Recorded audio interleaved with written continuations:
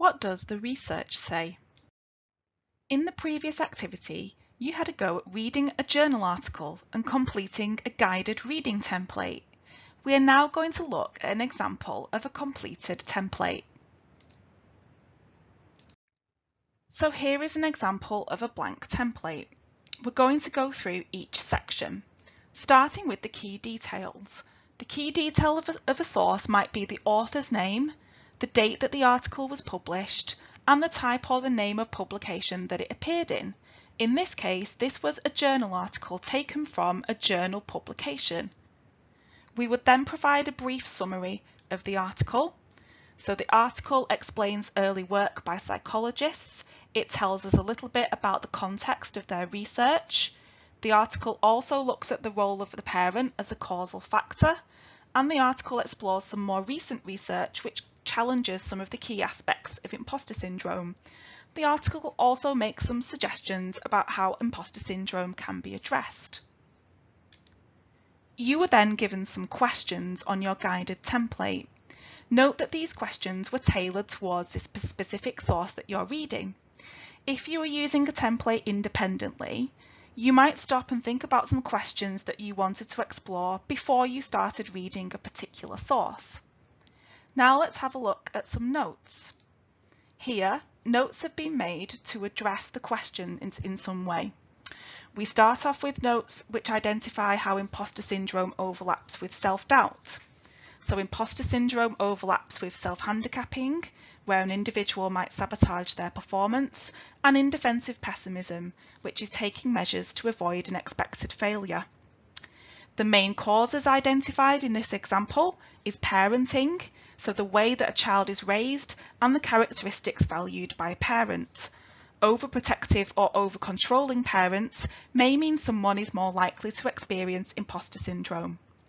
The measures for imposter syndrome have been identified as the Clance Imposter Phenomenon Scale and also a 7-item scale produced by Leary. The article also mentions some research that challenges our thinking on imposter syndrome, suggesting that people could be downplaying achievements and feigning modesty as a strategy. So people with imposter syndrome could, in effect, merely be pretending to be imposters. There is also additional research in 2007 by McElwee and Urach which has built on this. The final column asks us to consider whether or not this links to anything else that you have read or seen. Now, this is an example activity, but there is a source that you've already read around imposter syndrome that you could make some links to. This is the video that you watched in which clinical psychologist Dr. Ali Mattu also talked through some possible causes of imposter syndrome. He suggested that family could make someone vulnerable to imposter syndrome, but he mentioned other possible causes too, such as biology, cultural background, and other emotional triggers. If you were completing a template like this independently, this final box would be a good place to return to add any connections or links between different sources that you read. Now you can take the time to pause this video if you like, and if you want to compare the example notes to your own.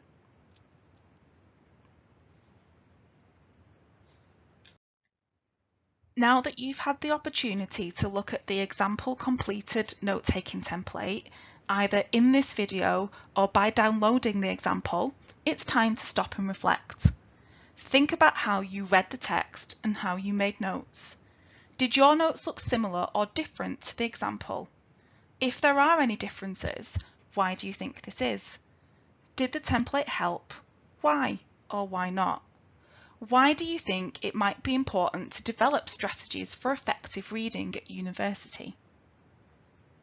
If you want to take a minute or two to think about this, you can pause the screencast now or just press play when you're ready to continue. You may have had some slight differences in how you explain the ideas. A template can be really useful to help you focus, but it is useful to think about the questions you really want to find out before you sit down to read a source. Strategies for effective reading are important at university as you will be expected to read multiple sources, and it is helpful to find an efficient way to do this. The RISE Intensive Introduction to Studying in Higher Education discusses strategies for reading.